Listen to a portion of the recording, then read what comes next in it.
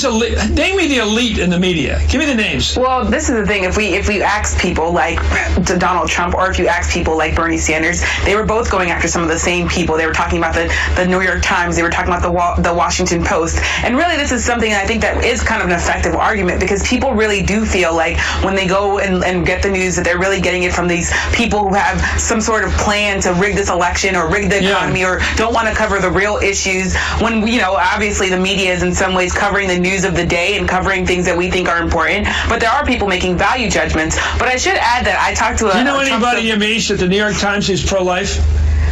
That's not a question I'm going to answer. I have no idea. Do you know anybody? Just, you don't have to name names. Do you know anybody at the Times who's pro-life? I've not asked my coworkers that question, I should say.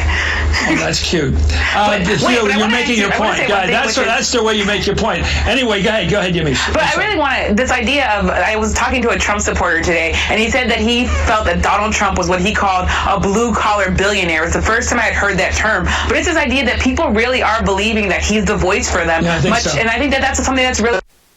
that could be an issue that he could continue to talk about if he wasn't talking about suing his sexual assault accusers. Yeah, I think people. I'm going to go back to you. Let me go back to Tad on that. I think people look at Trump, who like him, those who like him, as sort of a Sinatra kind of guy. Yeah, he has a lot of money, but he acts like a little guy who got to be a big guy.